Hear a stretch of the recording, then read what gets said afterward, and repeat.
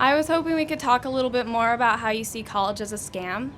Okay, I think we did that, but sure. So. If you want to talk about something else, we can talk about something else. I was just curious. Okay. What would you like to pinpoint on that? Yeah, well, I think a big part of your issue is that people are spending a lot of money and that you feel like they're not getting the equivalent of all the money that they go into debt or that they have to borrow to make it worth it.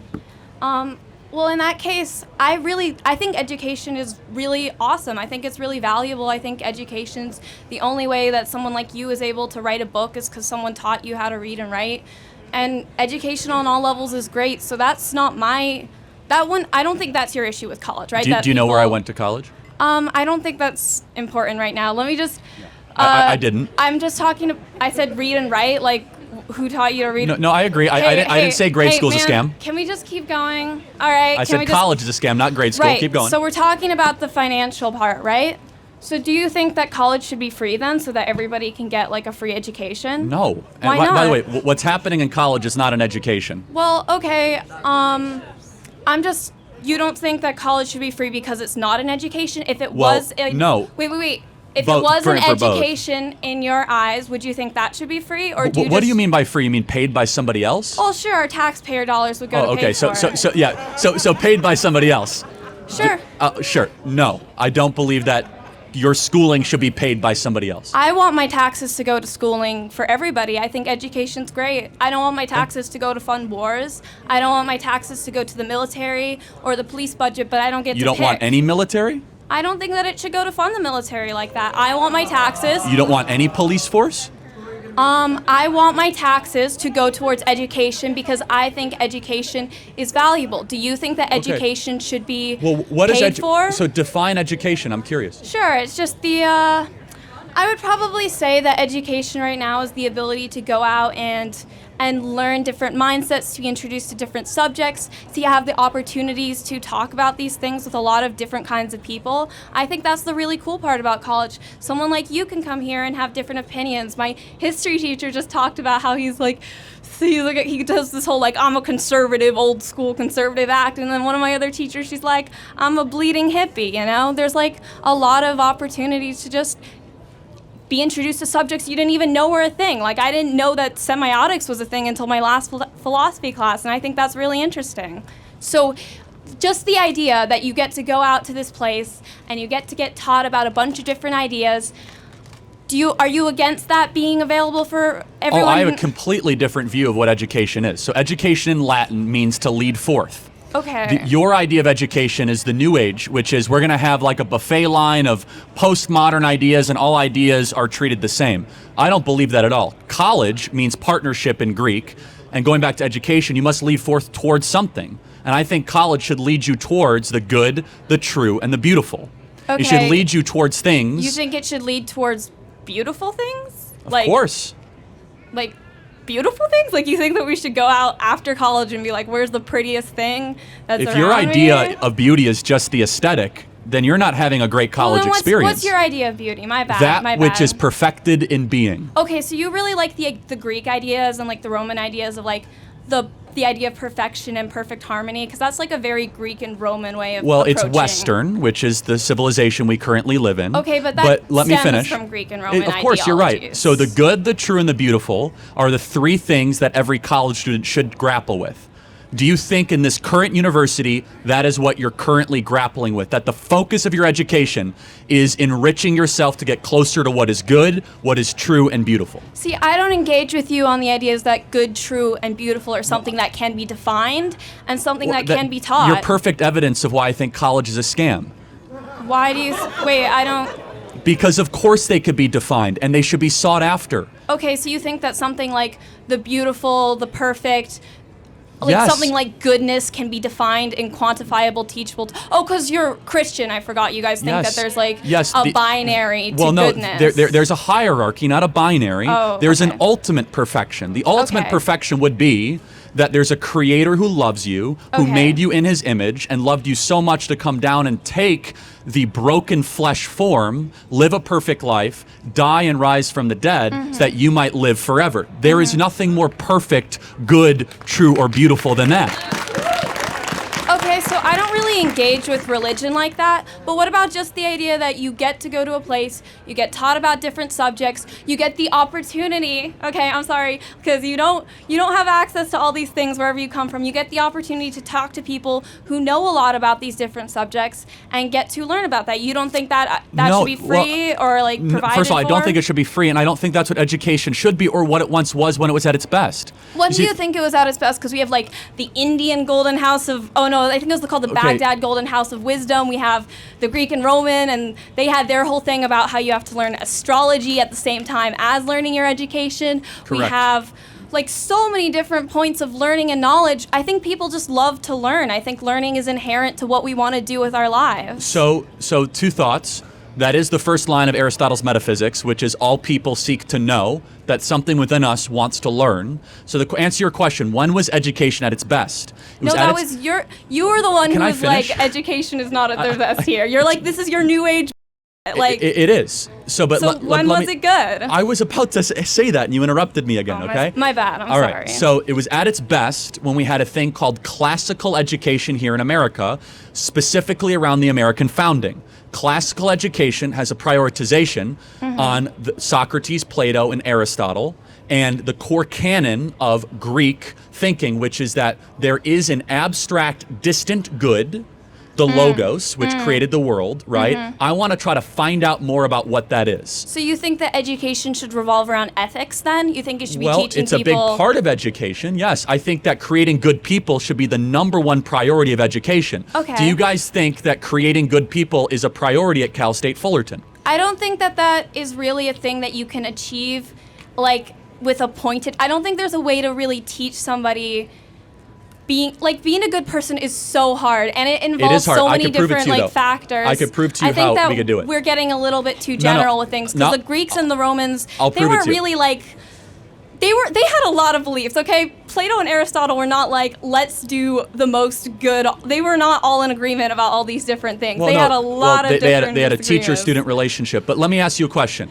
Do you think people would commit more crimes or less crimes if they knew that a police officer was watching them at all times? I don't think this is what we're talking about, bro. You said you cannot teach people good. I'm asking a question. If somebody thought that somebody was watching their actions, would they behave differently?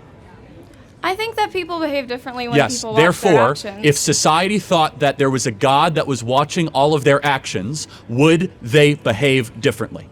Do you feel like you behave better when someone is watching your actions? Absolutely. And in fact, So you feel like you can't be good without someone there to observe it's not a matter of you can't be good, is that you act better if you think that there is somebody watching and judging your actions. That feels really unfortunate for you, because I want to do good because I think it's better for the people around me, not because someone's watching me. That's like the ideas of the panopticon. Well, hold on a second. But if you believe that somebody is always watching your behavior, you'd be less likely to lie, less likely to steal, less likely to cheat. And this is a good question, because you're coming after this in good faith. Do you think human beings are generally naturally good or generally not so good? Are we flawed from our birth, or are we good, or are we a blank slate? See, you're bringing up these Christian ideas of good again. I don't think we really come to the same synthesis on what a good person is. Okay, I feel was Hitler good?